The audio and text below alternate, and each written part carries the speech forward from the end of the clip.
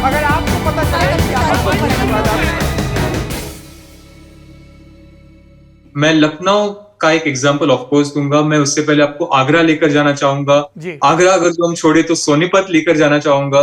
सोनीपत अगर जो छोड़े तो दिल्ली लेकर जाना चाहूंगा, क्योंकि जी सारे ये जो वेन्यूज हैं वो वेन्यूज बदलते रहते हैं, उनका बैकग्राउंड बदलते रहता है, बट जो तरीका है, जिस तरह से बाउट्स चलाते हैं, जिस तरह से टूर्नामेंट्स ऑर्गेनाइज होते हैं, वो कई सालों से सेम है।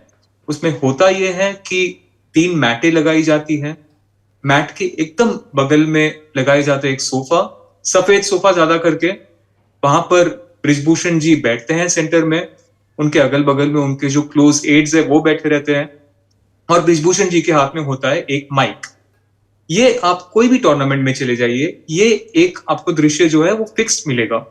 और फिर ब्रिजभूषण जी, एक उन्हें हम क्रेडिट वेयर ड्यू जो हम कहते हैं, वो ये है कि चाहे जूनियर टूर्नामेंट हो, सीनियर हो या इंटरनेशनल हो, इंडिया में जहां रेसलिंग टूर्नामेंट होते हैं वहां वो खुद हमेशा उपस्थित होते हैं। और उन्होंने एक बार मुझे कहा था, आगरा में कहा था, कि जहां वो खुद नहीं जा पाते हैं वहां पर वो सीसीटीवी कैमरा लगा देते हैं जो वेन्यू पे, और वो सीसीटीवी कैमरा से मॉनिटर करते हैं। तो उनकी जो एक पकड़ है, उनका जो कंट्रोल है रेसलिंग पे, वो हमेशा से बना रहा है जब से वो प्रेसिडेंट बने हैं फेडरेशन के।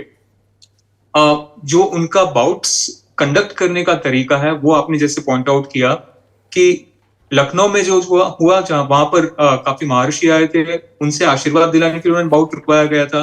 कई दफे ऐसा हुआ है जहां पर उन्हें कभी लगा हो कि रेफरी ने सही पॉइंट नहीं दिया हो, तो वहां वो बाउट रुका देते हैं और वो फिर उनकी टिप्पणी देते हैं।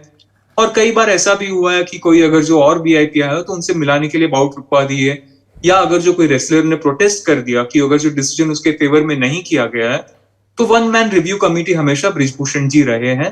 ये उनका हमेशा तरीका रहा है। उसका कारण ये है कि जो इंडियन रेसलिंग में जो हमेशा फाइनल वर्ड रहा है पिछले 10 सालों में, वो ब्रिजभूषण जी का रहा है, उसमें कोई दो राय नहीं है।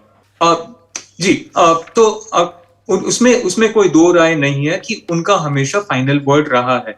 तो ये एक तरीका है उनका फेडरेशन चलाने का ऑन टूर्नामेंट्स। यही तरीका रहता है जो हमें रेसलर से सुनने में आया हुआ है, जो वो कहानियां बताते हैं, जो बिहाइंड द सीन्स चलते रहता है, उसमें भी यही है, जहां पर ब्रिजभूषण जी डिसाइड करते हैं कि कौन टीम में सिलेक्ट होगा, कौन टूर्नामेंट्स में जाएगा, कौन नेशनल कैंप्स में जाएगा। उसमें हमेशा उन्हीं का फाइनल से रहा है। अब प्रश्न ये बनता है कि एक व्यक्ति के हाथ में इतना पावर अच्छा है बुरा है, शायद उस पर एक डिबेट होनी चाहिए। बट मोटा मोटा ये तरीका है जिससे इंडियन रेसलिंग चलाया गया है पिछले 10 साल में।